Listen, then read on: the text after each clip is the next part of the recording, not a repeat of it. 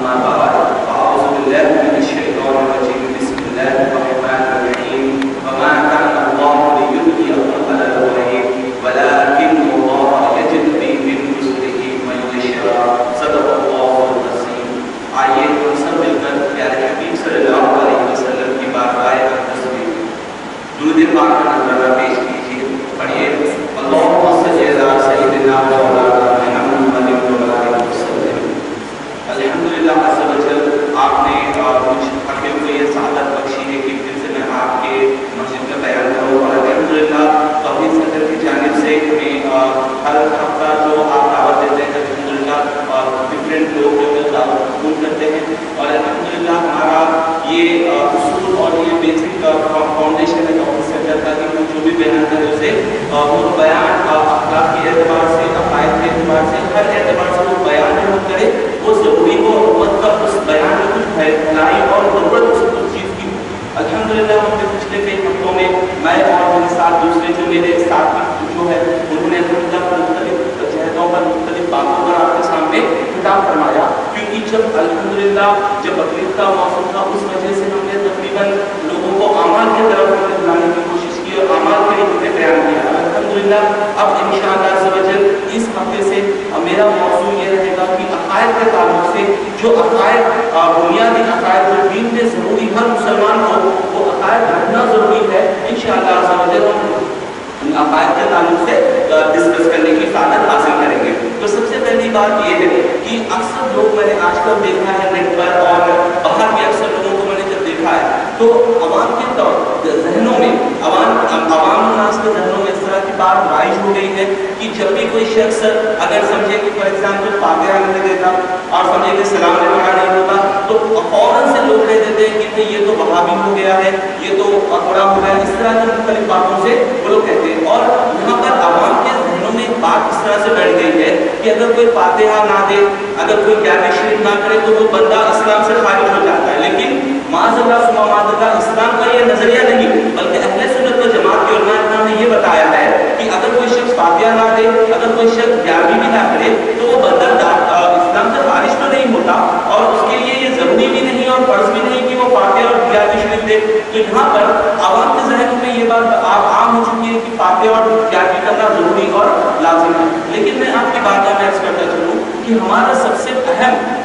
جو ڈسکشن اور جو ایشو ہے وہ ایشو کی بنیاد پر ہم جو ہے جو بھی اہل سنت و جماعت کے علاوہ جو لوگ ہوتے ہیں ہم اگر ان کو کہتے ہیں کہ یہ دین اسلام سے خارج ہو گئے ہیں یا یہ دین اسلام سے باہر ہو گئے ہیں تو اس کی وجوہات کیا ہے. اس کی وجوہات اس طرح سے ہوتی ہے کہ علماء کرام نے فرمایا کہ کسی بھی فرقے میں اور اہل سنت و جماعت میں دو بیسک ڈفرینسز ہوتی ہیں. ایک ڈفرینس ہوتی ہے اعمال میں اور ایک ڈفرینس ہوتا ہے عقائد میں. یعنی کہ عقائد یعنی جو فنڈامنٹل بلیفز ہوتے ہیں جو قرآن و حدیث سے جو بلیفز کو نکالا گیا ہے اگر ہم ان بلیفز میں یقین نہ رکھیں اگر ہم ان بلیفز میں اگر یقین نہ رکھیں تو اس وقت وہ بندہ اسلام سے خارج ہو جاتا ہے. لیکن ہمارا ذہن اس طرح سے بن گیا ہے کہ ہم کہتے ہیں کہ اگر کوئی یہ اعمال نہ کرے تو وہ دین اسلام سے خارج ہو جاتا ہے. تو جو تمام بھائی جو سن رہے ہیں ان سے گزارش یہ ہے کہ اگر کوئی شخص یا کوئی بھائی اس طرح کے اعمال اگر نہیں کرتا تو آپ اس کو فوراً معذور کا فتویٰ نہ دے. تو ہمارے لیے امپورٹنٹ اور بیسک بنیادی چیز یہ ہے کیا وہ بندہ عقائد میں درست ہے یا نہیں. تو میں الحمدللہ عز و جل میں نے کچھ ہفتے پہلے کچھ مہینے پہلے ایک ٹاپک متعین کیا تھا شرک اور بدعت. تو وہاں پر الحمدللہ میں نے توحید اور شرک کے متعلق ڈیٹیل آپ سے گفتگو کرنے کی سعادت حاصل کی تھی. اور اسی کے متعلق آج جو میں ٹاپک آپ کی حضور میں عرض کرنے جا رہا ہوں وہ ٹاپک کا جو موضوع ہے وہ ہے علم غیب. وہ ٹاپک کا موضوع ہے علم غیب. تو سب سے پہلے ہم اس ٹاپک کو جب ڈسکس کریں تو یہاں پر ہمیں دیکھنا چاہیے کہ یہ علم غیب کا مفہوم کیا ہے. کیا علم غیب کا عقیدہ رکھنا یہ شرک ہوتا ہے اور کس طور پہ ہمیں علم غیب کا عقیدہ رکھنا چاہیے. تو میں آپ کو آسان لفظوں میں اپنے سمجھ کے مطابق میں آپ کو سمجھانے کی یہ کوشش کر رہا ہوں کہ علم غیب کا بیسک مفہوم کیا ہے بیسک مطلب کیا ہے. اگر ہم دیکھیں گے علم غیب کا مفہوم مطلب یہ ہوتا ہے کہ جو چیز کو ہم 5 عضو یعنی جیسے کہ ہاتھ ہے یا پیر ہے یا آنکھ ہے یا دماغ ہے یا ہم جو نارمل سینسز جس طرح کہ ہم اگر کھانا کھا رہے ہیں تو ہمیں زبان سے پتہ چلتا ہے کہ یہ کھانے میں ٹیسٹ کتنا ہے یہ کھانا ٹیسٹی ہے یا نہیں. اگر کوئی چیز سنتے ہیں تو کان ایک ذریعہ ہے جس سے ہم علم حاصل کر سکتے ہیں. تو جو چیزیں جو ظاہری ذرائع ہیں ان کے علاوہ یعنی کہ اگر ایگزامپل ہم یہ لیں گے वो बंदा वो चीज को ना हाथ लगा रहा है, ना वो सुन रहा है, ना वो देख रहा है, ना वो अपने जबान से चल रहा है, बल्कि बगैर किसी कुछ टच किए अगर वो बता सके कि इस चीज का क्या टेस्ट है, इस चीज में क्या चीज है, वो चाहे वो गर्म है या ठंडा है, इस तरह से अगर वो कह देगा तो हम कह सकते हैं कि इस बंदे को उस चीज के बारे में गैबी इल्म है, उस चीज के बारे में गैबी इल्म है। तो यहाँ पर एक बात आप ध्यान में रखें, तो इल्म गैब का मफहूम और माना एक सिंपल अंदाज में ये होगा, जो हम नॉर्मल सेंसेस के अलावा अगर जो चीज को हम मालूम कर सके बगैर किसी आसार के, जैसे कि एग्जाम्पल ये भी बात है कि हम अगर कोई वीडियो हुआ है, अमेरिका में एक वीडियो लाइव लगा हुआ और वहां से हम डायरेक्ट यहाँ पर रिले देख रहे हैं, तो वो तो हमारी नजरों के सामने तो नहीं, लेकिन हम क्योंकि वीडियो के जरिए से देख रहे हैं तो ये भी हम इल्म गैब से नहीं कहेंगे, बल्कि इल्म गैब वो चीज है जो हम ज़ाहिरी असबाब से हासिल नहीं कर सकते। और सबसे पहले अहले सुन्नत व जमात का अक़ीदा ज़हन में लोग नोट करें कि अल्हम्दुलिल्लाह अज़्ज़ा व जल तमाम सहाबाए किराम का, ताबईन, तबई ताबईन और आज तक के उलमाए वक्त का यही अक़ीदा है और मुसलमानों का यही अक़ीदा है कि अल्लाह अज़्ज़ा व जल आलिमुल गैब है। अल्लाह अज़्ज़ा व जल आलिमुल गैब, यानी आलिमुल गैब का मफ़हूम यही है कि अल्लाह अज़्ज़ा व जल हर छुपी चीज़ का, चाहे वो ज़मीनों में हो, चाहे वो आसमानों में हो, हर जगह पर हर चीज़ का जानने वाला सिर्फ अल्लाह अज़्ज़ा व जल है। जिस तरह से सूरह नहल में अल्लाह अज़्ज़ा व जल ने इरशाद फरमाया इल्म गैब की खुशियाँ सिर्फ अल्लाह ही के पास है। इसी तरह अल्लाह अज़्ज़ा व जल ने सूरह लुक़मान आयत नंबर 34 में इरशाद फरमाया कि 5 चीज़ें हैं जो अल्लाह के अलावा कोई नहीं जान सकता। इंशाअल्लाह अगर मैं वक्त मिलेगा तो मैं उनकी तफसीर भी करूँगा। और इसी तरह सूरह जिन्न में भी अल्लाह अज़्ज़ा व जल ने फरमाया कि इल्म गैब सिर्फ अल्लाह के पास है। तो यहाँ पर तकरीबन 29 से 31 आयतें अल्हम्दुलिल्लाह मेरे इल्म में वो है जिसमें अल्लाह ने फरमाया कि अल्लाह ही सिर्फ आलिमुल गैब है, अल्लाह के अलावा कोई आलिमुल गैब नहीं है। तो यहाँ पर एक बात हमें ध्यान में रखनी चाहिए कि अल्लाह अज़्ज़ा व जल की सिफत है इल्म गैब, आलिमुल गैब होना, ये किसकी सिफत है? अल्लाह अज़्ज़ा व जल की। तो यहाँ पर एक पॉइंट मैं आपको ध्यान में दूं कि यहाँ पर हमारा अक़ीदा क्या है। यहाँ पर मैंने एक मेरे दोस्त जो मेरे साथ इंजीनियरिंग वगैरह में पढ़ते थे, वो किसी वजह से, किसी सोहबत की वजह से किसी और व्यक्ति के पास चले गए, तो उन्होंने उनको इस तरह की तालीम दी और इस तरह का नॉलेज कहा कि देखें कि अल्लाह अज़्ज़ा व जल आलिमुल गैब है। ठीक, अगर अल्लाह अज़्ज़ा व जल के अलावा किसी को भी इल्म गैब माने, यानी चाहे वो नबी हो, चाहे वो वली हो, चाहे कोई भी हो, अल्लाह के अलावा अगर किसी के लिए भी इल्म गैब मानेंगे तो वो बंदा मुशरिक हो जाएगा। तो मैंने उससे पूछा, भाई अगर अल्लाह अज़्ज़ा व जल वो इल्म अता फरमाए, अल्लाह खुद वो इल्म गैब अता फरमाए तो भी क्या वो मुशरिक हो जाएगा? तो वो बंदा, हालांकि वो आलिम भी नहीं, फाजिल भी नहीं, ना हाफिज, कुछ नहीं, बल्कि सिंपल से एक स्टूडेंट है। जिस तरह मैं एक स्टूडेंट पढ़ता था उसी तरह वो एक स्टूडेंट था। उसने कहा कि नहीं, मैं मानता ही नहीं, सिर्फ अल्लाह ही आलिमुल गैब है, अल्लाह के अलावा कोई आलिम गैब ही नहीं। अगर वो नबी को भी आलिम गैब माने, यानी नबी को ये माने कि नबी अल्लाह के अता से इल्म गैब जानते हैं, तो उन लोग के मुताबिक, उनके अक़ीदे के मुताबिक वो बंदा मुशरिक हो जाएगा और दायरे इस्लाम से खारिज हो जाएगा। तो मैं आपकी खिदमत में ये इतना अहम मौजू है और हमारे उलमा को भी चाहिए कि इस तरह के मौजू पर हम डिस्कस करें ताकि हमारे आवाम को इस बात को मुकम्मल इल्म हासिल हो जाए। तो उसी लिए मैंने अल्हम्दुलिल्लाह इस टॉपिक का मुतय्यन किया है। तो सबसे पहली बात मैंने उस शख्स से जब डिस्कस की तो उसने कहा कि भाई देखो, आलिम गैब सिर्फ अल्लाह, अगर हम अल्लाह की सिफत, मैंने एक बयान में आपसे जिक्र किया था कि तौहीद और शिर्क के मसले में मैंने बताया कि तौहीद की 4 किस्में हैं और शिर्क की 4 किस्में हैं। उसमें से हमने एक शिर्क का डिस्कशन किया था कि शिर्क की सिफात का माना यह है कि अगर कोई टॉपिक, कोई चीज, कोई सिफत हम अल्लाह के अंदर माने, अल्लाह के लिए खास माने और उसी सिफत को बंदे के लिए माने, तो ये शिर्क की सिफात होता है। तो वो बंदा मुझसे कहने लगा कि देखो कि अल्लाह का इल्म, अल्लाह आलिमुल गैब है, अगर ये सिफत हम बंदे के लिए यानी रसूल सल्लल्लाहु अलैहि वसल्लम के लिए मानेंगे तो इसीलिए शिर्क की सिफात हुआ। और जो ये माने और अक़ीदा रखने वाले हैं वो बंदा दीन इस्लाम से खारिज हो गया। तो मैं आपकी बात में अर्ज करता चलूँ, एक सिंपल सा मैंने मिसाल दी। मैंने कहा कि ठीक है भाई, आप तो कह रहे हैं कि अल्लाह की सिफत है, उसमें बंदे को शामिल कर देंगे तो ये शिर्क हो जाएगा। तो मैंने उनसे पूछा कि अल्लाह की सिफत ये नहीं कि अल्लाह समी और बसीर है? उन्होंने कहा बेशक अल्लाह समी भी है और बसीर भी, अल्लाह सुनता भी है और देखता भी है। तो मैंने उनसे ये पूछा, ठीक है, तो आप समी और बसीर है या नहीं? कुरान में ही अल्लाह ने फरमाया कि हमने इंसानों को देखने वाला, सुनने वाला बनाया। तो एक सिफत है अल्लाह की जिसमें अल्लाह को फरमाया गया कि समी और बसीर, एक सिफत है बंदे की, बंदे को फरमाया गया समी और बसीर। तो मैंने उनसे पूछा कि ठीक है, आप बताएं क्या ये अगर हम कहें कि ये बंदा सुनता और जानता है, यानी देखता और सुनता है, तो क्या ये मुशरिक हो जाएगा? तो तो उन्होंने खुद कहा कि नहीं होगा। तो मैंने उनसे पूछा कि भाई आप बताएं, तो आप एक जगह कह रहे हैं कि अगर कोई इल्म गैब माने तो मुशरिक हो जाएगा, यहाँ कह रहे हैं कि ये तो आम सी बात है तो ये मुशरिक क्यों नहीं होगा। तो वो उसके बाद जवाब तो नहीं दे सके। और आप आमतौर पर ये याद रखें, जब वो कभी जवाब नहीं देंगे तो एक आपको एक ऑप्शन ये देंगे कि भाई हमारे आलिम से पूछ के मैं बोलता हूँ। ये आप आमतौर पर सुनेंगे कि मैं हमारे आलिम से पूछ के मैं बोलता हूँ। यानी कि अकीदा ऐसी चीज है जो अगर दिल में ना हो तो बंदा मुसलमान भी नहीं होता। तो वो अकीदा ही उनको पता नहीं। और बात ये कह रहे हैं कि इल्म गैब जो इतना है मौजूद के बारे में डिस्कस करें। तो मैं इंशाअल्लाह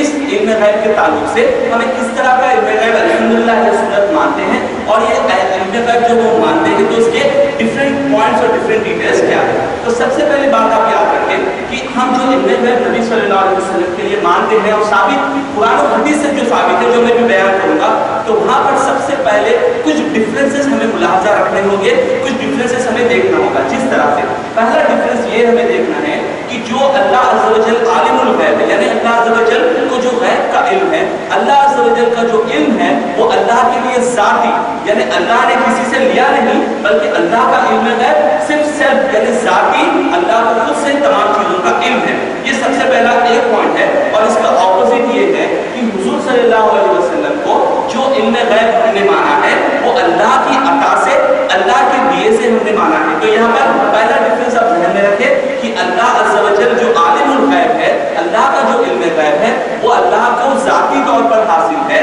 और नबी सल्लल्लाहु अलैहि वसल्लम का जो गैब है वो अल्लाह ने आपको अता फरमाया। और कब, कहाँ, इंशाअल्लाह हम अभी कुरान की आयतों से हम देखेंगे कि वो क्या मंजर में अल्लाह ने इल्म गैब अता फरमाया। ये पहला डिफरेंस है। और दूसरा डिफरेंस ये है कि जब भी हम कहें कि अल्लाह अज़्ज़ व जल की कोई सिफात हो, तो सबसे पहला हमारा अक़ीदा ये होना है कि अल्लाह अज़्ज़ व जल का जो इल्म गैब है वो अल्लाह अज़्ज़ व जल का इल्म गैब हमेशा से है और हमेशा रहेगा। उसका मफ़हूम ये आमतौर पे अगर आप इस्लामिक डिक्शनरी देखेंगे तो इसका मफ़हूम होता है क़दीम, इसका मफ़हूम होता है क़दीम, यानी अल्लाह अज़्ज़ व जल का इल्म हमेशा से है, यानी अल्लाह ने किसी से हासिल नहीं किया और हमेशा के लिए रहेगा। अगर हम यही बात नबी के लिए माने तो उसका मफ़हूम ये होगा कि नबी सल्लल्लाहु अलैहि वसल्लम को जो इल्म गैब है वो हादिस है, यानी कि वो हमेशा से नहीं और हमेशा के लिए भी नहीं रहेगा। उस पर फना भी लाजिम हो सकती है, लेकिन वो फना तो अभी लाजिम नहीं हुई, लेकिन हो सकती है, यानी हो सकने का एक शायबा यहाँ पर मौजूद है। तो हमने दो डिफरेंसेस देखे, पहले कि अल्लाह का इल्म ज़ाती और नबी का इल्म अल्लाह की अता से यानी अताई। दूसरी चीज़ ये है कि अल्लाह अज़्ज़ व जल का इल्म ख़दीम और नबी सल्लल्लाहु अलैहि वसल्लम का गैर ख़दीम। और तीसरा डिफरेंस ये है कि अल्लाह अज़्ज़ व जल के लिए हम जब कहें कि अल्लाह आलिमुल गैब है, इसका मफ़हूम और माना यही होता है कि अल्लाह अज़्ज़ व जल तमाम चीज़ों का जानने वाला है। अल्लाह अज़्ज़ व जल तमाम चीज़ों का कुल, यानी उसमें एक शय भी उससे बाहर नहीं, बल्कि हम ये अक़ीदा रखते हैं कि अल्लाह अज़्ज़ व जल हर चीज़ का जानने वाला है, यानी अनलिमिटेड। हम उसका अक़ीदा ये कहते हैं कि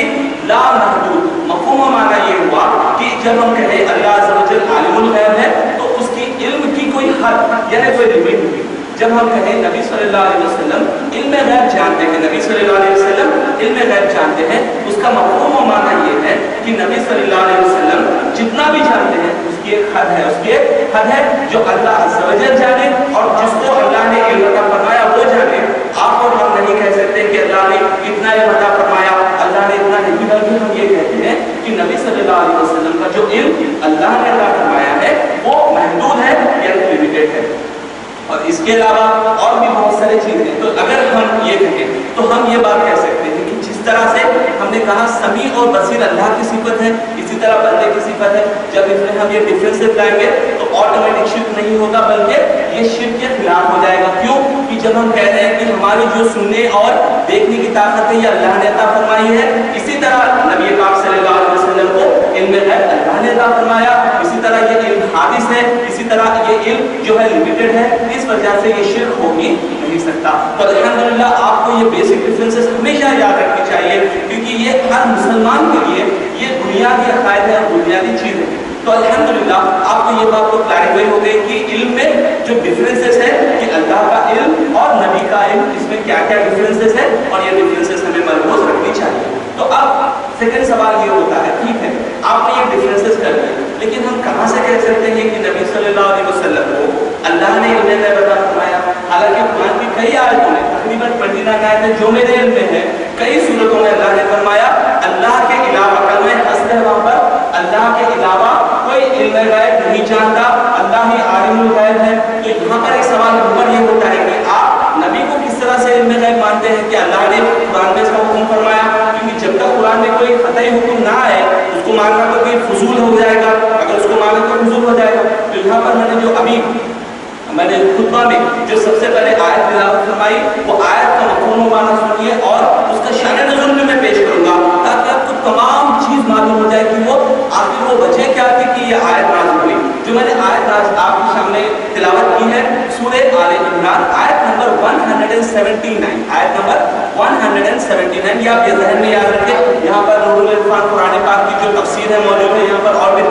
قرآن کے ترجمے آپ اسے کھول کر بھی دیکھ سکتے ہیں اور اس کا ڈیٹیل بھی حاصل کر سکتے ہیں۔ تو یہاں پر اس آیت میں اللہ نے فرمایا اے عام لوگوں، اللہ کی شان یہ نہیں کہ اے عام لوگوں تمہیں غیب کا علم عطا فرمائے، اللہ چن لیتا ہے جسے چاہے اپنے نبیوں میں سے۔ اس آیت کا مفہوم و معنی اللہ نے جو آیت نازل فرمایا اس کا معنی ہم عام طور پہ یہ دیکھیں کہ صحابہ اکرام سے یہ خطاب ہے اور عام لوگوں سے یہ خطاب ہے کہ اے اللہ کی یہ شان نہیں کہ اے عام لوگوں تمہیں غیب پر اطلاع کرے، تمہیں غیب کا علم عطا فرمائے، مگر اللہ چن لیتا ہے اپنے نبیوں میں سے جسے چاہے۔ اس غیب کے لیے اللہ چن لیتا ہے اپنے نبیوں۔ تو سب سے پہلی بات یہ کہ جب بھی قرآن کی کوئی آیت نازل ہو، جب بھی قرآن کا کوئی حکم نازل ہو تو اس سے پہلے ہمیں دیکھنا چاہیے کہ اس کا شان نزول کیا ہے۔ یعنی شان نزول کا آسان مفہوم یہ ہے کہ جب کوئی واقعہ، جب کوئی انسیڈنٹ ہوتا ہے تو اللہ عز و جل اس وقت میں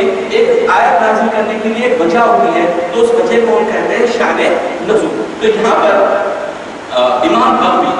بغوی جو مفسر ہیں، آپ نے اپنی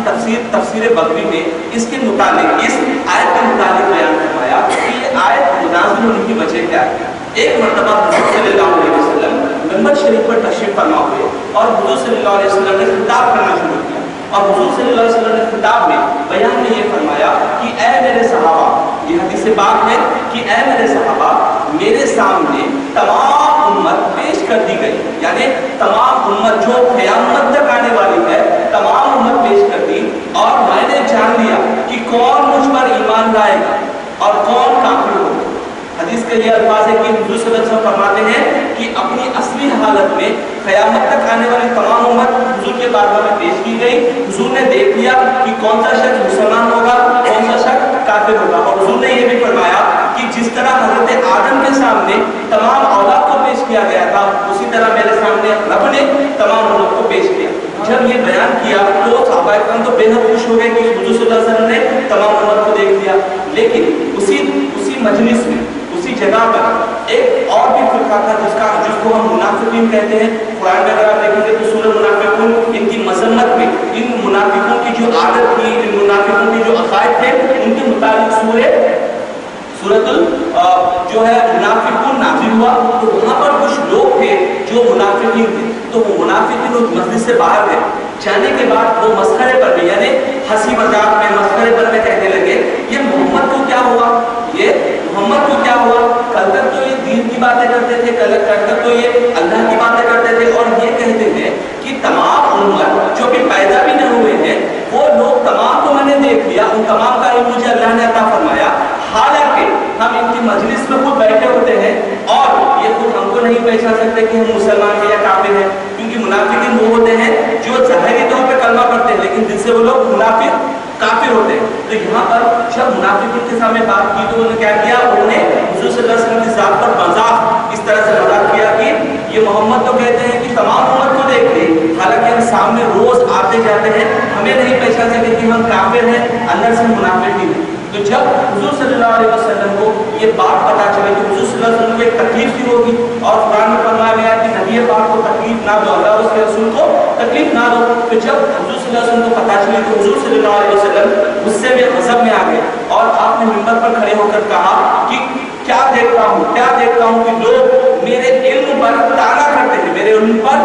تانا، یعنی اس طرح کہتے ہیں یہ انہوں نے یہ کہہ دیا، انہوں نے وہ کہہ دیا، لوگ تانا کہتے ہیں۔ اے لوگوں، آپ حضور نے فرمایا اے لوگوں تم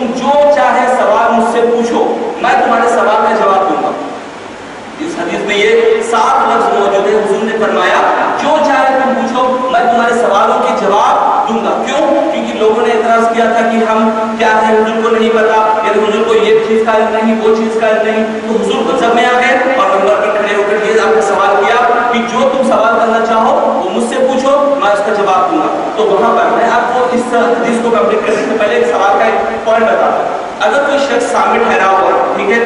اگر ہم پوچھیں ان کے والد صاحب کون ہیں، آپ اس کا جواب دے سکتے ہیں یا نہیں دے سکتے؟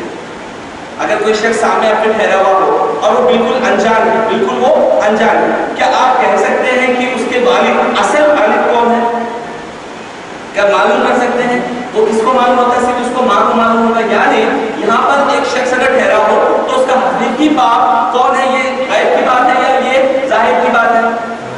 غیب کی بات ہے، کیونکہ جو شخص آگے ٹھہرا ہے وہ اس کا باپ کون ہے وہ صرف اس کی ماں کو پتا ہے، اور جو چیز سے وہ بنایا گیا وہ چیز غیب ہے. تو یہاں پر ایک صحابی، ان کے بارے میں مشہور یہ تھا کہ ان کے والد کے نام کے میں اختلاف تھا. بعض لوگ کہتے تھے آپ کے والد یہ ہیں، بعض لوگ کہتے تھے آپ کے والد یہ، اور بہت آپ زیادہ پریشان ہوتے تھے. تو حضرت ابن حذافہ یعنی حذافہ کے بیٹے آپ کھڑے ہوئے اور آپ نے عرض کیا یا رسول اللہ میرے والد صاحب کا نام کیا ہے؟ سبحان اللہ. صحابہ کا عقیدہ دیکھیں، جب حضور نے فرمایا جو تم پوچھو میں جواب دوں گا، تو صحابہ کا عقیدہ یہ تھا جب حضور کو پتا ہے تبھی تو جواب دیں گے. اگر میں پوچھوں کہ آپ سے کہوں کہ آپ جو مجھ سے پوچھو میں آپ کو جواب دوں گا، تو سب سے پہلے آپ یہ دماغ میں رکھیں کہ بھائی ان کو پتا ہے جبھی تو جواب دے سکیں گے. اگر مجھے پتا ہی نہیں تو آپ کیسے جواب دے سکوں گا؟ تو صحابہ نے یہ کہا کہ یا رسول اللہ میرے والد کا نام کیا ہے؟ تو حضور صلی اللہ علیہ وسلم نے فرمایا تیرے والد کا نام حذافہ ہے، تیرے والد کا نام حذافہ ہے. تو وہ صحابی بہت خوش ہو گئے کہ الحمدللہ اللہ کے رسول کے زبان سے میرے والد کا آج مجھے پتا مل گیا، اور بیٹھ گئے. اسی طرح کئی لوگ اٹھتے گئے، سوال کرتے گئے. تو اتنے میں دیکھا کہ حضور صلی اللہ علیہ وسلم کے چہرے پر بہت زیادہ غصے کے علامات ہیں. یعنی ہوتا ہے کبھی آپ ایک نوبت دیکھیں، اگر کوئی شخص آپ کو لے اور آپ کے سوال سے کرتا جائے تو ہمیں تھوڑا سا ایڈیٹیشن ہوتا ہے، غصے میں ہوتے ہیں. تو جب حضور صلی اللہ علیہ وسلم سے کئی لوگوں نے سوال کرنا شروع کر دیے، تو جب حضرت عمر نے یہ دیکھا کہ حضور جلال میں آ گئے ہیں، حضور صلی اللہ علیہ وسلم جلال میں ہیں، تو حضرت عمر فاروق رضی اللہ تعالیٰ عنہ آپ کے قدموں کے پاس گئے اور آپ نے اس طرح سے ہاتھ جوڑا اور فرمایا یا رسول اللہ ہم اللہ کے اللہ ہونے پر ایمان لاتے ہیں، ہم قرآن پر ایمان لاتے ہیں، یا رسول اللہ ہم آپ پر ایمان لاتے ہیں، آپ برائے کرم تشریف لائے، آپ غضب میں مت آئیے، آپ نیچے تشریف لائیے. تو جب حضرت عمر فاروق نے آپ سے عرض کیا تو آپ نیچے تشریف لائے. تب اللہ سبحانہ نے یہ آیت نازل فرمائی کہ اے عام لوگوں اللہ کی شان یہ نہیں کہ ہر غیر وہ علم کی بات غیب کی بات بتائے، بلکہ اللہ چن لیتا ہے اپنے رسولوں میں سے جسے چاہے. تو یہ آیت کا پس منظر ہے، یہ آیت کا مفہوم ہے. تو یہاں سے الحمدللہ اہل سنت و جماعت جو کہتے ہیں کہ الحمدللہ ہمارے نبی کو اللہ نے علم غیب عطا فرمایا، تو یہ سب سے بڑا ثبوت ہے. اور میں آپ کی بات میں عرض کروں، ایک کامن لوگ جو آبجیکشن کرتے ہیں وہ کہتے ہیں بھائی آپ نے تو ایک تفسیر کا حوالہ دیا، تفسیر بغوی میں لکھا تو کیا ہم مان لینا؟ حالانکہ میں آپ کو ایک بات بتاتا ہوں، جب اپنے مطابق جو بات آتی ہے وہ کوئی بھی کتاب ہے وہ مان لیتے ہیں، لیکن جب ہم اتھینٹک کتاب کی بھی بات ہے تو نہیں مانتے. لیکن الحمدللہ اسی حوالے سے تفسیر در منصور جو امام سیوطی کی لکھی ہوئی ہے، اور تفسیر ابن جریر جو حضرت ابن جریر نے لکھی ہے، اور اسی طرح کئی تفاسیر میں یہ حدیث بھی موجود ہے. اور جو میں نے حدیث بیان کی ہے یہ بخاری شریف کتاب الفتن یا کتاب البدل الخلق میں الحمدللہ بخاری شریف میں بھی یہ حدیث ایگزیکٹ میں نے جو بیان کی ہے وہ مفہوم میں نے بیان کیا ہے، لیکن حدیث کے الفاظ تھوڑے سے چینج ہوں گے. الحمدللہ بخاری شریف میں موجود ہے، مسلم شریف میں موجود ہے، اور کئی تفاسیر میں موجود ہے. تو الحمدللہ اس حدیث سے اور اس قرآن کی آیت سے ہمیں یہ بات پتہ چلی کہ حضور صلی اللہ علیہ وسلم کو اللہ نے علم غیب عطا فرمایا. تو اب وہاں پر ایک سوال ہوتا ہے، ایک کوشچن یہ ہوتا ہے کہ وہ لوگ آٹومیٹک کوشچن کرتے ہیں، ٹھیک. تو اب وہاں پر وہ کہتے ہیں کہ بھائی آپ نے کہا کہ نبی کو علم غیب ہے، قرآن میں اللہ نے فرمایا، ایک آیت میں اللہ نے فرمایا کہ اللہ ہی عالم الغیب ہے، ایک آیت نے فرمایا کہ نبی کو علم غیب ہے. تو ایسا کیسے ہو سکتا ہے کہ دو چیزیں ایک ہی جگہ ہیں اور یہ دو اپوزٹ ہیں؟ کیونکہ جب ہم کہیں کہ اللہ ہی جانتا ہے تو اللہ کے علاوہ کوئی جانے تو اس کا اپوزٹ ہو جائے گا. تو علماء کرام نے کہا کہ قرآن میں کسی چیز کا اختلاف نہیں ہوگا، یعنی قرآن میں کوئی چیز کا اپوزیشن نہیں ہوگا. تو علماء کرام نے فرمایا جب بھی قرآن میں ایک آیت ایک بیان کرے اور ایک آیت ایک بیان کرے، تو ایک تفسیر کا حوالہ میرے ذہن میں آ رہا ہے امام قرطبی تفسیر قرطبی میں فرماتے ہیں کہ اس جو سوال جو اٹھایا گیا ان کے بھی زمانے میں یہی سوال تھا، تو آپ نے فرمایا کہ جن آیتوں میں اللہ عز و جل نے عالم الغیب فرمایا، اللہ عز و جل نے عالم الغیب فرمایا، اس سے مراد کچھ اور ہے، اور جن آیتوں میں نبی کے لیے علم غیب ثابت فرمایا اس سے مراد کچھ اور ہے، اور آپ نے اتنی بہترین تفسیر اس چیز کی فرمائی، میں انشاءاللہ آپ کی بارگاہ میں عرض کرتا چلوں۔ ہم سورہ فاتحہ میں سب سے پہلی آیت پڑھتے ہیں الحمد، ہم پڑھتے ہیں الحمد۔ اگر آپ عربی گرامر اگر آپ دیکھیں گے تو یہاں پر حمد سے معنی ہے تعریف، حمد سے معنی ہے تعریف، اور ال جو ہم لگا رہے ہیں ال عربک میں کئی معنوں میں آتا ہے۔ ال کا معنی یہ ہوتا ہے ال کا ایک معنی ہوتا ہے تمام، یعنی آپ جب کہتے ہیں الحمدللہ رب العالمین، آپ ترجمہ پڑھیں گے تمام تعریفیں اللہ کے لیے، تمام تعریفیں، تو ہم پوچھیں گے کہ یہ بھائی لفظ تمام کہاں سے لائے ہیں، تو یہاں پر علماء فرماتے ہیں ال کا ایک عربک معنی گرامر کے حساب سے ہوتا ہے تمام تعریفیں، تمام چیزیں۔ تو امام قرطبی نے فرمایا جن آیتوں میں اللہ عز و جل کے لیے ال کا استعمال کیا گیا اس کا مفہوم یہ ہے کہ اللہ عز و جل تمام علم کا جاننے والا ہے، اس کے علم سے ایک شے بھی باہر نہیں، اور وہ ہر چیز کو اپنے سے جاننے والا ہے۔ اور آپ نے فرمایا جن آیتوں میں حضور صلی اللہ علیہ وسلم کے لیے علم غیب فرمایا گیا اس سے مراد لمیٹڈ علم ہے، مکمل اور تمام علم نہیں۔ تو الحمدللہ آپ دیکھیں کہ جب ہم اللہ کے لیے علم مانے تو ہمارا عقیدہ یہی ہے کہ اللہ تمام کا جاننے والا ہے، اور جب ہم رسول کے لیے مانے تو رسول کے لیے ہم لمیٹڈ علم ہے مانتے ہیں۔ تو اب ایک سوال یہ اٹھتا ہے، ٹھیک تو آپ نے کہا کہ لمیٹڈ ہے، تو یہ لوگ کہتے ہیں کہ بھائی کتنا لمیٹ، تو ہم کہتے ہیں کہ الحمدللہ ہمیں بخاری شریف اور مسلم شریف کی ایک حدیث پاک ملی ہے، جس حدیث پاک کا مفہوم و معنی میں آپ کی بارگاہ میں عرض کروں تو آپ دیکھیں کہ نبی پاک صلی اللہ علیہ وسلم کو اللہ نے کتنا لمٹ جو ہم بتا رہے ہیں تو اللہ نے کتنا عطا فرمایا۔ ایک حدیث پاک میں حضرت عمر فاروق رضی اللہ تعالیٰ عنہ اس کے راوی آپ فرماتے ہیں کہ ایک مرتبہ حضور صلی اللہ علیہ وسلم فجر کی نماز ہمارے ساتھ ادا فرمائے، فجر کی نماز ہمارے ساتھ ادا فرمائے، پھر حضور صلی اللہ علیہ وسلم ممبر پر تشریف لے گئے اور حضور صلی اللہ علیہ وسلم نے بیان کیا، حضور صلی اللہ علیہ وسلم نے بیان کرتے گئے حتیٰ کہ ظہر کا وقت آیا، حضور صلی اللہ علیہ وسلم ممبر سے تشریف لائے، پھر ظہر کی نماز ادا کی، پھر حضور صلی اللہ علیہ وسلم ممبر پہ تشریف لے گئے، پھر بیان کرتے گئے۔ اسی طرح عصر کا وقت ہوا، آپ عصر میں بھی آپ نے نماز ادا کی، پھر ممبر پر چلے گئے، مغرب میں بھی آپ نے نماز ادا کی، پھر ممبر پر چلے گئے۔ تو حضور صلی اللہ علیہ وسلم نے ایک دن صبح فجر کے بعد سے لے کر تقریباً مغرب کے بعد تک، تقریباً مغرب سے عشاء تک آپ نے بیان کرتے گئے۔ تو صحابہ کرام فرماتے ہیں کہ حضور صلی اللہ علیہ وسلم نے اس دن ہم سے ما کان وما یکون کا بیان فرمایا۔ یہ عربی کا لفظ ہے ما کان وما یکون، جس کا معنی یہ ہوتا ہے کہ جو کچھ ہوا اور جو کچھ ہوگا حضور صلی اللہ علیہ وسلم نے ہم سے بیان فرمایا۔ اور صحابہ کہتے ہیں کہ جس کو یاد رہا، جس نے یاد رکھا وہ یاد رکھا، اور جو بھول گیا وہ بھول گیا۔ تو یہاں پر بخاری اور مسلم شریف کی حدیث پاک گواہ ہے کہ حضور صلی اللہ علیہ وسلم نے خود فرمایا اور صحابہ کرام نے اس کی گواہی دی کہ حضور صلی اللہ علیہ وسلم نے فرمایا جو کچھ ہوگا، جو کچھ ہو چکا ہے اور جو کچھ ہوگا حضور صلی اللہ علیہ وسلم نے اس کی خبر دی۔ یعنی ہمارا الحمدللہ اہل سنت کا یہ عقیدہ ہے کہ آدم علیہ السلام سے لے کر حضرت آدم علیہ السلام سے لے کر قیامت تک جو کچھ ہوگا اللہ عز و جل نے ان تمام کا غیب، تمام چیزوں کا علم اپنے نبی کو عطا فرمایا۔ یہی الحمدللہ ہمارا یہ جو عقیدہ ہے کہ نبی علم غیب رکھتے ہیں، اس کا مفہوم و معنی یہ ہے کہ دنیا کی ابتدا سے لے کر قیامت تک ہے۔ اور ایک بات آپ دیکھیں، کیا یہ علم انلمیٹڈ ہے یا لمیٹڈ ہے؟ دنیا اور قیامت یہ جو چیزیں ہیں یہ انلمیٹڈ ہے یا لمیٹڈ ہے؟ لاجیکل جواب دیجیے کہ یہ لمیٹڈ ہے یا لمیٹڈ؟ لمیٹڈ ہے۔ اب دیکھیے اگر میں کہوں آپ کو، میں نے بات دیا کہ آپ کو جو ہے عصر سے مغرب تک بیان کرنا ہے، تو عصر یا مغرب یہ دو حد ہے، تو یہ جو حد میں جو ٹائم ہے وہ لمیٹڈ ہے یا لمیٹڈ ہے؟ لمیٹڈ۔ اب میں کہہ رہا ہوں کہ دنیا کے شروع ہونے سے قیامت تک یہ ٹائم میں نے دیا ہے، تو ایک چیز میں نے اسٹارٹ کی، ایک چیز اینڈ کی، تو یہ لمٹ ہوئی یا لمیٹڈ ہوئی؟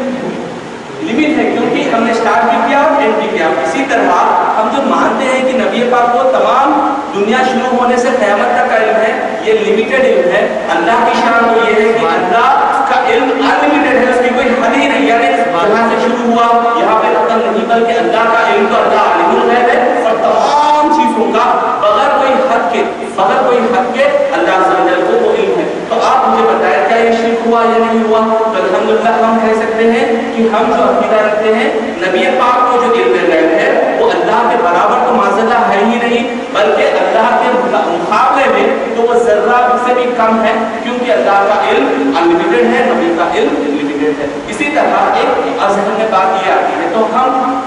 یہاں پر آپ کو سمجھ میں آ گیا کہ اللہ کا علم جو ہے اس کی کیا وسعت ہے اور نبی کے علم کی کیا لمٹ ہے۔ اب یہاں پر ایک سوال یہ ہوتا ہے کہ جب آپ کسی کو سمجھائیں، میں نے الحمدللہ نیٹ پر کئی لوگوں سے میں جب ڈسکس کرتا ہوں تو کئی تفاسیر 2-3 گھنٹے میں جو ہے تفاسیر کے پکچر اسکین کر کے نیٹ پہ ان لوگوں کو بتانے کے لیے جب میں کرتا ہوں تو تقریباً بہت سارا وقت میں اسپینڈ کرتا ہوں۔ آخر میں جو ہوتا ہے تو وہ یہی ہوتا ہے کہ بھائی آپ کا جو ہے ایمان آپ کے ساتھ، ہمارا ایمان ہمارے ساتھ۔ حالانکہ ہم نے اتنی دیر جو ڈسکس کیا ہے اس کا مفہوم مانا یہی تھا کہ ہم اس کو سمجھانا چاہ رہے تھے، لیکن آخر میں کیا کہتے ہیں نہیں ہم آپ آگے ٹھیک ہے آپ کی سب بات، تو میں آپ سے گزارش یہ کرتا ہوں کہ آپ کسی سے بھی ڈسکس مت کیجیے، کیونکہ اگر آپ ڈسکس کریں گے تو آپ کا صرف وقت کا ضائع۔ الحمدللہ میرے علم میں اضافہ ہوگا، کیونکہ میں وہی فیلڈ میں ہمیشہ بیٹھتا ہوں تو اس سے مجھے اور بھی علم میں اضافہ ہوتا ہے۔ تو آپ سے گزارش یہ ہے کہ کوئی بھی شخص اگر آپ سے کہے تو آپ اس کو اپنا عقیدہ سمجھائیں اور بولے کہ بھائی ٹھیک ہے اگر آپ کو اس میں مختلف ڈیٹیل چاہیے تو آپ آئیے، ہمارے جو سینٹر یہاں پر ہمارا ہے، آپ آ کے سب پکوا لیجیے، انشاءاللہ آپ کو مکمل ڈیٹیل کے ساتھ دیں گے۔ اور آپ یہ بات بھی یاد رکھیں کہ اگر آپ کا ڈاؤٹس ہے، کچھ کلیریفیکیشن ہے تو آپ مفتی صاحب سے کلیریفائی کیجیے، میرا جو دماغ خراب کرنے سے کوئی مطلب ہی نہیں۔ تو یہاں پر میں نے کئی لوگوں سے میں نے ڈسکس جب کیا ہے تو ایک عام طور پر یہ کہتے ہیں کہ بھائی ہم انٹرنیٹ کو مانتے ہیں۔ میں نے جیسے ایک شخص کا میں نام لیتا ہوں، میرا خود کا دوست ہے، دور کا ایک پہچان کا ایک دوست ہے، تو کئی لوگ کہتے ہیں کہ نبی پاک کو علم غیب کیا ہے؟ نہیں ہے۔ کیا کہتے ہیں؟ نبی پاک کو علم غیب نہیں ہے۔ تو اس طرح سے کہنے والے پر کسی طرح کا فرقہ لگے گا کیا اللہ تعالیٰ نے اس کی مذمت فرمائی ہے؟ تو انشاءاللہ میں اپنی بارگاہ میں ایک آیت اور اس کا شان نزول عرض کرتا ہوں، میں انشاءاللہ بیان کو سمجھ لوں گا۔ تو یہاں پر ایک آیت ہے سورہ توبہ آیت نمبر 66، سورہ توبہ آیت نمبر 66۔ سب سے پہلے آپ یہ آیت کا شان نزول دیکھیں۔ ایک مرتبہ ایک صحابی حضور صلی اللہ علیہ وسلم کی بارگاہ میں حاضر ہوئے اور عرض کرنے لگے یا رسول اللہ صلی اللہ علیہ وسلم میری اونٹ یہ گم ہو چکی ہے، یا رسول اللہ اس کا مجھے پتہ بتا۔ میں آپ کی بارگاہ میں عرض کروں کہ آپ اگر ہم اس کو جو میچ نہیں کر رہے بلکہ میں ایگزامپل دے رہا ہوں کہ بھائی میری گاڑی کھو گئی، میں آپ کے پاس آ کر پوچھوں کہ بھائی میری گاڑی کہاں ہے آپ بتائیں، تو یہ بات علم غیب کی ہے یا ظاہر کی؟ کیا مجھے پتا ہوگا کہ آپ کی گاڑی کہاں پر غائب ہوئی ہے؟ مجھے نہیں پتا۔ تو یہاں پر صحابی کا عقیدہ دیکھیں کہ وہ آ کر عرض کرے یا رسول اللہ میری اونٹ گم ہو چکی ہے، یا رسول اللہ مجھے بتائیے کہ وہ کہاں پر ہے۔ تو رسول اللہ نے یہ نہیں فرمایا صلی اللہ علیہ وسلم کہ مجھے کیا پتا، میرے پاس تو نہیں، بلکہ حضور صلی اللہ علیہ وسلم نے فرمایا کہ اے صحابی آپ کی جو اونٹ ہے، آپ کی جو کیمل ہے، وہ اونٹ جو ہے فلاں جنگل میں فلاں پہاڑ کے پیچھے ایک جھاڑ ہے، ایک کانٹے دار درخت ہے، اس کا جو ان کو رسی جو باندھتے ہیں وہ رسی اس درخت میں پھنس چکی ہے، پھنس جانے کی وجہ سے آپ کی جو اونٹ ہے گھر نہیں واپس آ سکتی۔ آپ جا کر اس درخت کے پیچھے آپ جب دیکھیں گے تو آپ کو معلوم ہو جائے گا کہ وہ اونٹ کہاں پر بندھی ہے، آپ اسے لے سکتے ہیں۔ تو صحابی خوش ہو گئے کہ بھائی میرا اونٹ کا حضور صلی اللہ علیہ وسلم نے بتا دیا اور خوشی اور واپس جانے لگے۔ یہاں پر جس طرح سے میں نے پہلے آیت میں شان نزول بیان کیا، یہاں پر اسی طرح ایک منافق جب یہ بات سنا تو وہ مسخرہ پڑ، یعنی ہنسی۔ آج کل آپ دیکھیں معاذ اللہ یہ لوگ کے جو بیانات ہوتے ہیں جو نیٹ پہ موجود ہیں، جو مسجدوں میں بیان کرتے ہیں، نبی پاک کے جو اصل الفاظ اور نبی پاک صلی اللہ علیہ وسلم کے جو الفاظ، نبی پاک کی جب عزت کی بات آتی ہے تو یہ لوگ مذاق اور لائٹ لیتے ہیں، یعنی ارے یہ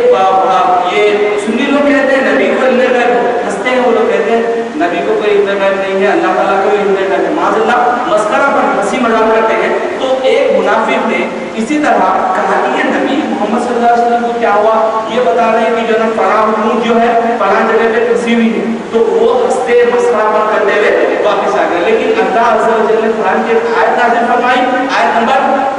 سورہ توبہ آیت نمبر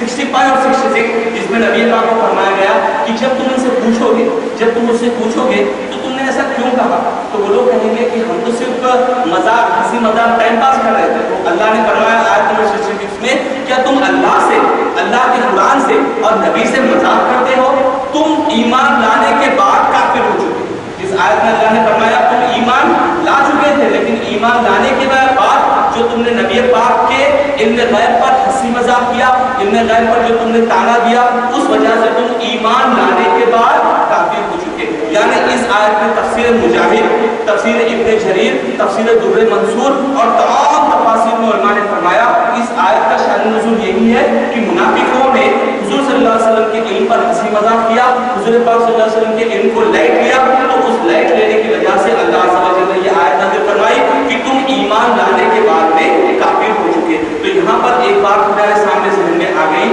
کہ کوئی بندہ ہم اسے کہے کہ بھائی نبی پاک کو اللہ نے علم غیب عطا فرمایا، اس کی شرائط ہے، اگر وہ کہے کہ نہیں میں نہیں مانتا تو قرآن کی اس آیت میں فتویٰ نہیں لگا رہا ہوں بلکہ نہ مفتی صاحب فتویٰ لگا رہے ہیں بلکہ قرآن کا یہ فتویٰ اور ورڈکٹ ہے کہ اللہ نے فرمایا کہ جو بندہ میرے نبی کے علم غیب کا انکار کرے وہ بندہ کافر اور دین اسلام سے خارج ہو جائے گا۔ تو ہمیں چاہیے کہ جو بھائی علم غیب کے تعلق سے اگر ڈاؤٹ کرتے ہیں، اگر آپ سمجھا سکتے ہیں تو اسے سمجھائیں، اگر آپ نہیں سمجھا سکتے تو الحمدللہ توحید سنت تو قریب میں ہے، آپ وہاں پر لائیں اور لانے کے بعد اس بندے کو انشاءاللہ ہم ہمارے طریقے سے سمجھانے کی کوشش کریں گے، اور اگر وہ سمجھ گیا تو انشاءاللہ وہ جب تک نیکی کرے گا اس کا ثواب آپ کو ہمیشہ ہمیشہ ملتا رہے گا، قیامت تک آپ کو انشاءاللہ اس کا ثواب ملتا رہے گا۔ تو الحمدللہ عز و جل ہم نے اس مختصر سی نشست میں یہ بات دیکھی کہ اللہ عز و جل نے اپنے نبی کو علم غیب عطا فرمایا، اور جو نبی کے علم غیب کا منکر ہے، جو نبی کے علم غیب عطائی کا انکار کرتا ہے، سورہ توبہ آیت نمبر 66 کے تحت اللہ عز و جل نے اس بندے کو کافر کہا۔ تو ہمیں چاہیے کہ ہم اس بات کو ہمارے بھائیوں اور ہمارے دوستوں تک زیادہ سے زیادہ پہنچائیں تاکہ اس بات کا اور اس عقیدے کا بھی ہمارے تمام مسلمان بھائیوں کو پتہ چل سکے۔ اور یہاں پر ایک اور سی ایک چھوٹی سی گزارش کرتا ہوں کہ یہاں پر جو بھائی بھی پڑھ رہے ہیں تو میں ان سے یہ گزارش کرتا ہوں کہ آپ جو بیسک بنیادی، میں ایک نارمل سی بات بتا رہا ہوں، اگر میں بھی الحمدللہ والد ہوں اور یہاں پر جو بھی والد ہیں، جو بھی والد حضرات ہیں، ایک بات آپ سوچیں کہ آپ اپنے بیٹوں کو دنیاوی تعلیم تو ہم دیتے ہیں، دنیاوی تعلیم انجینئر بھی بناتے ہیں، ڈاکٹر بھی بناتے ہیں، اسلام منع نہیں کرتا کہ ہم ہمارے بیٹوں کو انجینئر یا ڈاکٹر بنانے سے اسلام منع نہیں کرتا، لیکن اسلام کا تقاضا یہ ہے کہ حدیث پاک میں جو مفہوم ہے کہ ہر مسلمان مرد و عورت کو علم دین سیکھنا فرض ہے، تو یہاں پر جو علم دین سیکھنا فرض ہے تو ہمیں چاہیے کہ ہمارے بچوں کو ہم عقائد سکھائیں، یعنی یہ سکھائیں کہ بیٹا دیکھو کہ یہ عقیدہ ہمارے لیے فرض ہے، یہ عقیدہ ہمارے لیے واجب ہے۔ اگر آپ نہیں سکھا سکتے تو میں آپ سے یہ میں ریکویسٹ کرتا ہوں کہ الحمدللہ توحید سینٹر جو قریب میں ہے، آپ اپنے بیٹوں کو وہاں پر آپ داخلہ دلوائیے اور وہاں سے آپ عقائد کورس کروا سکتے ہیں، تجوید کورس کروا سکتے ہیں، اور الحمدللہ جو لوگ آتے ہیں ان کو پتہ ہے کہ کتنے اچھے انداز میں آپ کو اس علم دین سکھایا جاتا ہے۔ تو یہ میری آپ سے درخواست ہے کہ آپ توحید سینٹر سے جڑے رہیں، اور مفتی صاحب کا نمبر بھی دیں، اگر کوئی آپ کو فتویٰ چاہیے، کوئی آپ کو ڈاؤٹ ہے تو آپ ڈائریکٹ کال کر کے ان سے مسئلہ بھی پوچھ سکتے ہیں۔ اور اللہ عز و جل سے دعا ہے کہ جو کچھ بھی ہم نے بیان کیا یا اللہ عز و جل اپنے فضل و کرم سے قبول فرما، یا اللہ اس میں جو کچھ بھی ریاکاری یا کوئی دکھاوا ہو گیا ہے یا ہم سے کوئی بھول چوک ہو گئی ہے بے علمی ہو تو یا اللہ ہمیں معاف فرما، یا اللہ صرف تیرے نظام کے لیے ہمیں دین کا کام کرنے کی توفیق عطا فرما، یا اللہ ہمیں تمام عقائد اہل سنت و جماعت جو عقائد قرآن و حدیث میں ہے یا اللہ تمام پر عمل کرنے کی توفیق عطا فرما، یا اللہ تمام باطل فرقوں کے فساد سے ہمیں محفوظ رکھ، یا اللہ عز و جل ہم سب کو حضور صلی اللہ علیہ وسلم کا پکا عاشق بنا، اور یا اللہ تمام عقائد کو، قرآن شریف کو تمام ترجمے کے ساتھ، تجوید کے ساتھ